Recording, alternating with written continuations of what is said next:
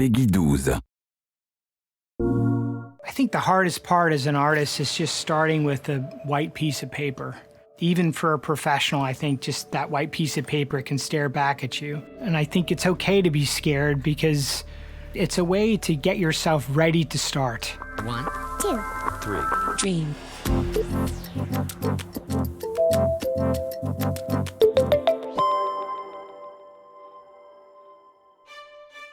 I love the games industry. I love it so much that I want to make it easy for other people to get into the games industry. And for me, that's what Dreams is all about. What Dreams offers is the ability for people who wouldn't necessarily have thought they could make games to actually give it a go. If you're just starting out in Dreams, probably the first thing you'd want to do is just go and play. Get some inspiration, see what kinds of things other people are making. One of the biggest misconceptions about game development is that there's a set process. I used to think that at some point in my career I would figure out the right way to make a game.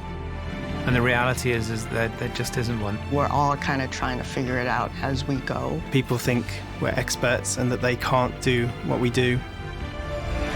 Anyone could do what we do. It's just about having the confidence to jump in and have a go. Starting something is always the hardest because there's always the fear of, well, what if it could be something better if I wait? Or maybe I'm not at the right skill level to do it right now. Don't wait. Start on the thing that excites you the most and get going with that.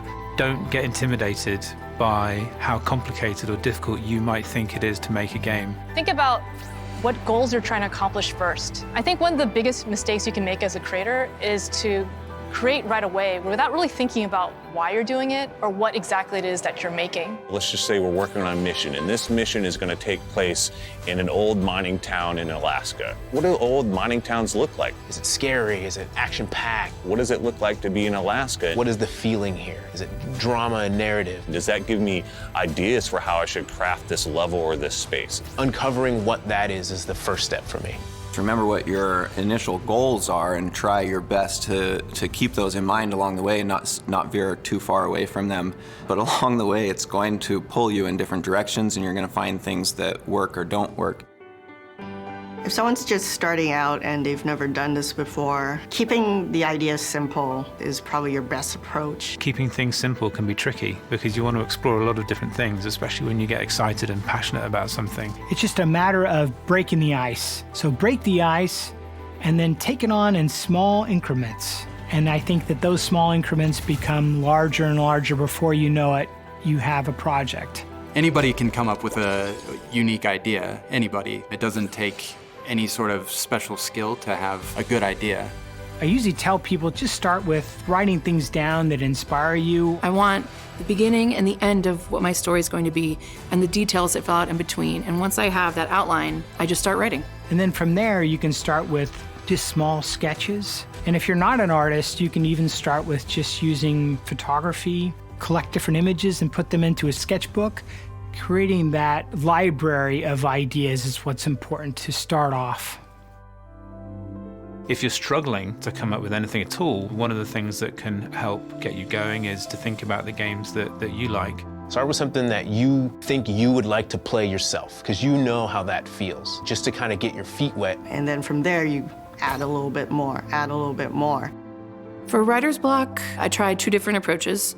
My first approach is usually to just keep going anyway, even if you don't know what you're going to write, and it might surprise you. If that's not working, sometimes you just need to take a step back. It's not possible to be creative 100% of the time, and a good skill to develop is to know when to walk away. Take a break, take a breath, and then come at it again. Banging your head against your monitor, trying to figure out what idea to come up with, it's never gonna come. Try to find something you feel incredibly passionate about. Because I think the passion for a project will get you over the rough spots. Make sure that what you're working on is inspiring to you. It's the best way to keep motivated.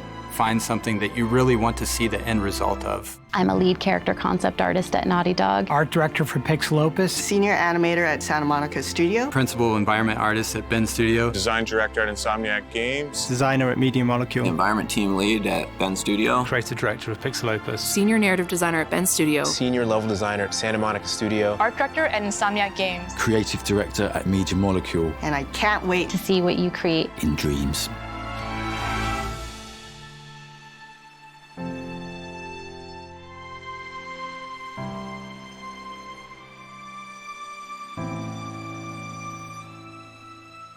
PlayStation